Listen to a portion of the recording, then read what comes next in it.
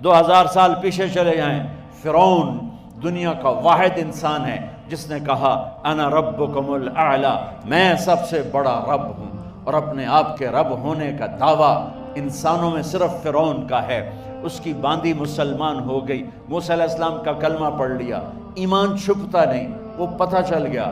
فرعون نے اس کو پکڑوایا، اس کی 2 بچیاں، ایک دودھ پیتی ایک ساتھ چلتی، اور اس نے اپنے دربار میں کڑاہ میں تیل ڈلوایا، نیچے آگ لگوائی، تیل ابلنے لگا۔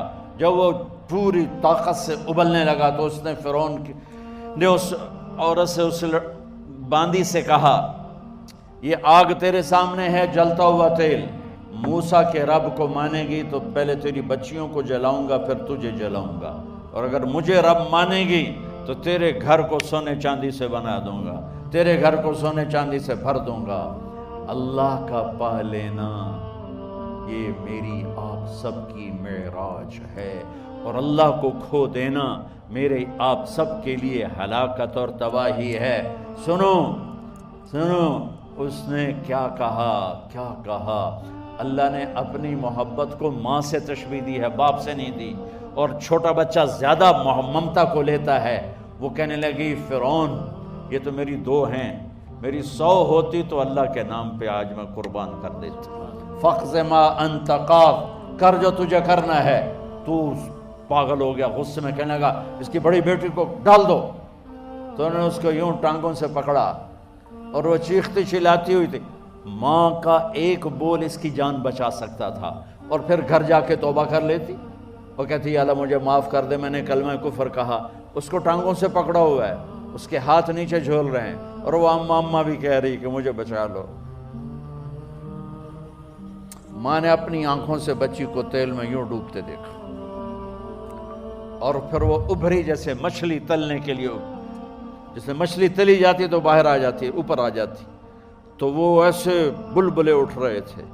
وہ ایک ہی لمحے میں اس کی تو جان گئی، ایک آنسو کا قطرہ اس نے نہیں نکلنے دیا اپنی آنکھوں سے، اور اپنے دل کو جب مضبوط کیا تو میرے رب کی غیرت، میرے رب کی رحمت محبت حرکت میں آئی۔ اللہ نے ماں کی آنکھوں سے پردہ ہٹا دیا، اور ماں نے اپنی بیٹی کی روح کو نکلتے دیکھا، اور وہ کہہ رہی ہے اصبری یا ام فإن لک من الأجر کذا وکذا، ماں جی ڈرنا نہیں، صبر کرو، جنت تیار ہے، جنت تیار ہے۔ اور شروع معصوم بچی کو تو پتہ بھی نہیں تھا کہ کیا ہونے والا ہے، اس کو پکڑ کے یوں ڈالا، اس کی تو آہ بھی نہ نکلی، اور وہ مچھلی کی طرح تلی گئی۔ اب پھر ماں کا کلیجہ پھٹا، اللہ نے پھر آنکھوں سے پردہ ہٹایا، اور انہیں اپنی بچی کی روح کو نکلتے دیکھا، اور وہ کہہ رہی اصبری یا ام فإن لک من الأجر کذا وکذا، ماں جی تھوڑی دیر کا صبر، جنت تیار ہے، جنت تیار ہے، جنت تیار ہے۔ اللہ کو پایا سب کچھ پایا، اللہ کو کھو دیا سب کچھ کھو دیا۔ جب اس کو پکڑ کے لے جانے لگے، اس نے فرعون کو دیکھا، فرعون اس کی آنکھوں میں آنکھیں نہیں ڈال سکا، نظریں نیچے ہوگی اس کی۔ کہنے لگی میری ایک بات مانو گے، میری ایک خواہش پوری کرو گے؟ فرعون نے پوچھا کیا؟ کہ جب میں بھی جل جاؤں تو میری اور میری بچیوں کی ہڈیوں کو اکٹھے دفن کرنا، باہر پھینک نہ دینا، دفنا دینا۔ فرعون نے کہا تمہاری یہ خواہش پوری کی جائے۔ انہوں نے کہا پیچھے ہٹ جاؤ، میں نے اللہ کو جان دینی ہے، مجھے دھکا دینے کی ضرورت نہیں ہے، میں اپنے اللہ سے ملنے جا رہی ہوں۔